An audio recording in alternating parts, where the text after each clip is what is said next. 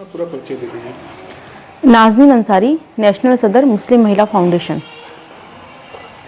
नाज़नीन जी, ये सबसे पहले हम बात करेंगे कि मेरा जो परिवार है वो एक बुनकर परिवार है। मेरे पिताजी साड़ी बुनाई का काम करते थे, जो पहले हथकरघा चलता था। और हमारे जो परिवार है हमारा, उसमें कोई भी स्कूल नहीं गया था, कम से कम 2 पीढ़ियों से। हमने अपने दादाजी को भी नहीं देखा था कि वो पढ़े लिखे हैं, हमारे पिताजी को भी नहीं, और जो हमारे जो बड़े भाई बहन थे वो भी पढ़े लिखे नहीं थे।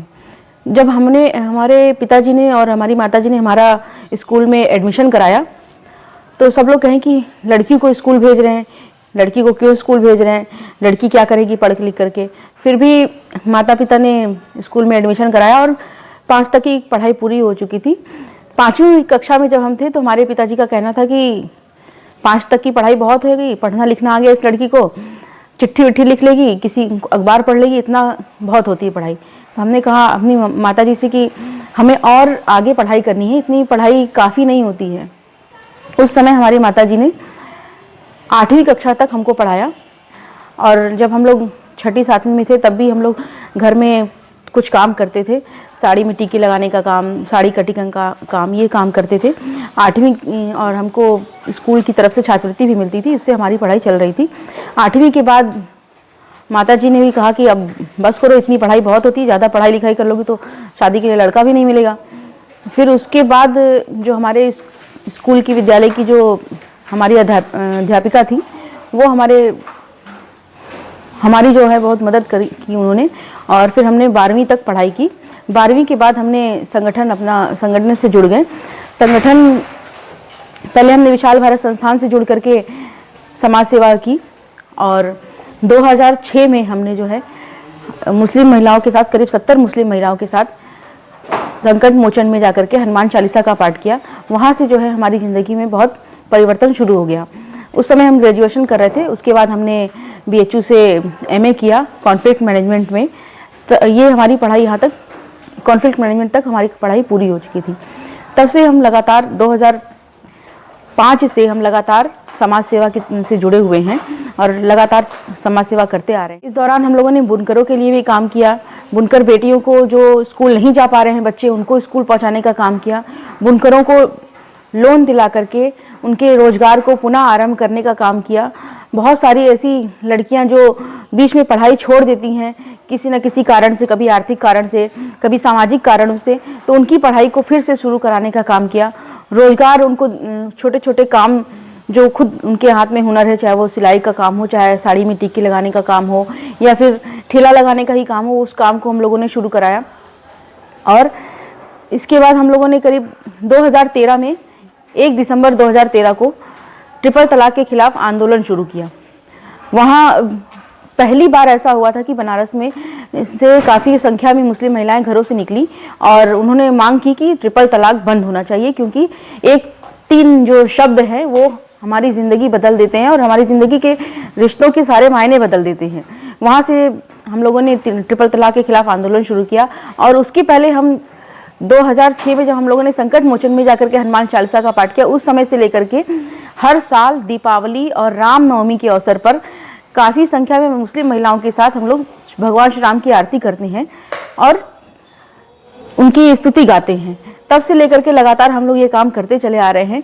और जब हम लोगों ने ट्रिपल तलाक के लिए काम करना शुरू किया, तो हम लोगों ने 2016 में जाकर के पातालपुरी मठ में, जो एक प्राचीन मठ है, वहाँ पर जाकर के 100 बार मुस्लिम महिलाओं के साथ 100 बार हनुमान चालीसा का पाठ किया और ये कामना की कि जो फैसला आने वाला वो हमारे फेवर में आए।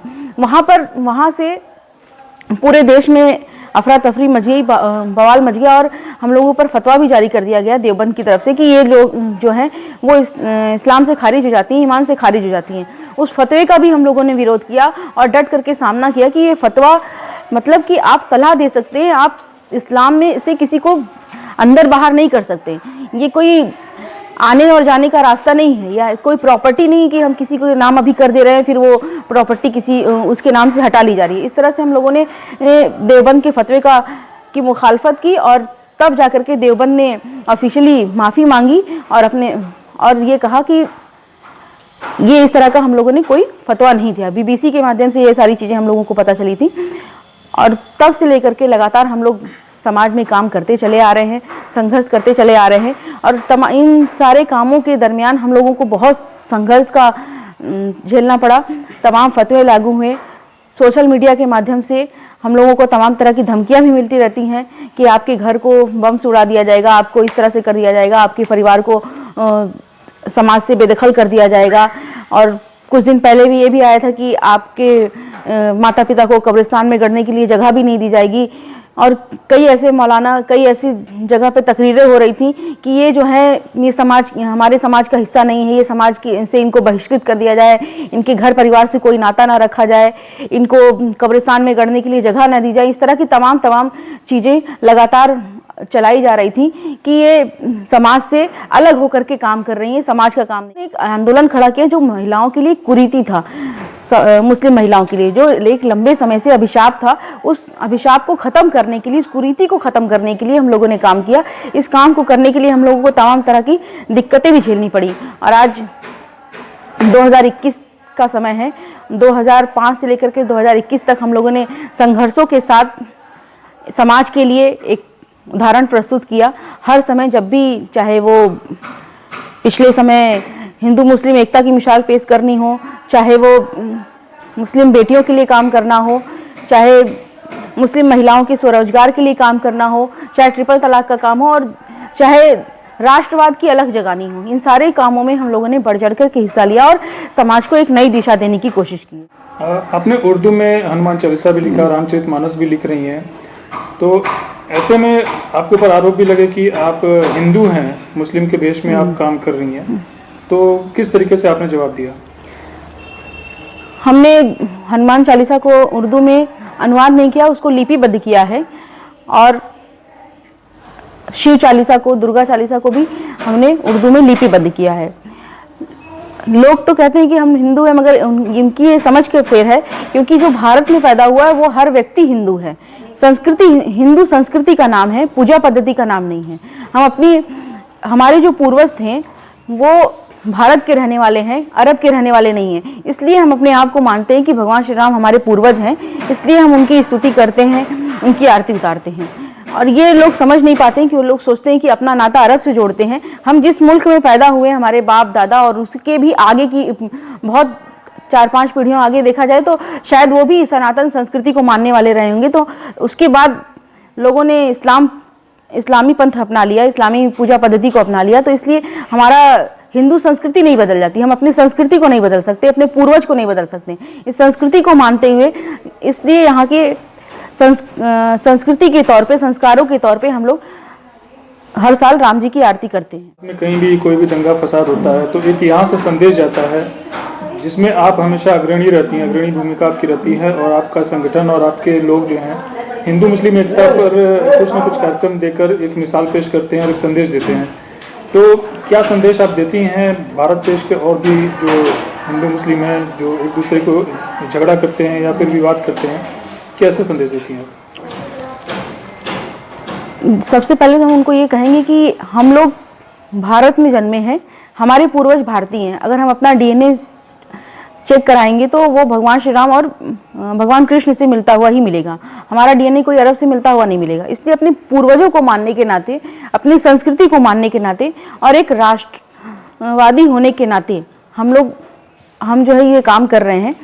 और चाहे हम पिछला उदाहरण ले लें, उस्ताद बिस्मिल्लाह खां का उदाहरण ले लें, चाहे और तमाम उदाहरण ले लें, तो जो भी लोग भारत की मिट्टी में पैदा हुए उन्होंने भारत के लिए काम किया है। और जहाँ पर हम पैदा होते हैं, जिस मुल्क में हम पैदा होते हैं, उसके लिए वफादार होना, ये हमारे कुरान में लिखा है कि अगर हमारा ईमान अधूरा है, हुब्बुल वतनी निस्फुल ईमान, ये कहा गया है। अगर हम वतन से मोहब्बत नहीं करते हैं तो हमारा ईमान अधूरा माना जाता है, ये हमारा कुरान कहता है। तो कुरान की बातों को माने, मुल्लाओं की बातों को ना माने। मेरा ये संदेश है लोगों को कि वो मुल्ला की बातों को ना माने, अल्लाह की कुरान को माने और उसमें जो बातें बताई गई हैं उस पर अमल करने की कोशिश करें। अपने मन घड़त चीज़ों को ना लेके चलें कि हम ये करेंगे तो हराम है, ये करेंगे तो हराम है। मैं उनसे 2-3 सवाल भी पूछना चाहूँगी कि बहुत सारे समाज में शराबी हैं, क्या कभी उन्होंने उसके खिलाफ कोई फतवा दिया?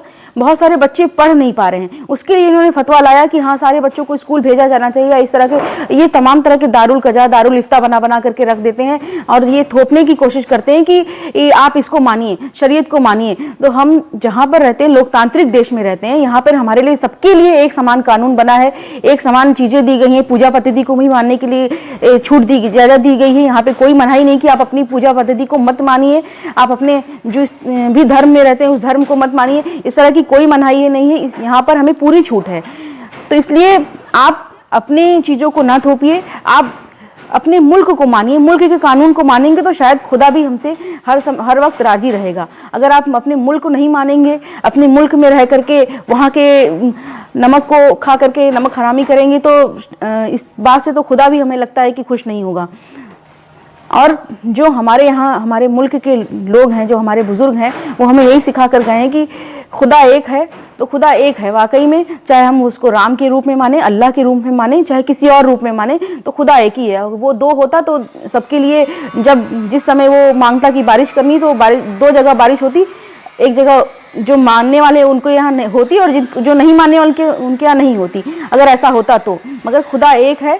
जिस धरती पे हम पैदा होते हैं, वो अनाज जो उगता है वो सब लोग एक जैसा ही अनाज खाते हैं। वो गंगा का पानी सब पीते हैं, गंगा में सब नहाते हैं, और जो आसमान है, जो हमारे सर पे छत, वो भी एक ही है। तो इसलिए अपने पंथ को मानते हुए हम दंगा फसाद और लड़ाई झगड़े में ना पड़े, भाईचारे में रहें। अगर हम अलग अलग पंथ के कारण अगर हर समय मन में विद्वेष लेके चलेंगे तो अपनी रोजी रोटी भी नहीं चला पाएंगे ऐसे में।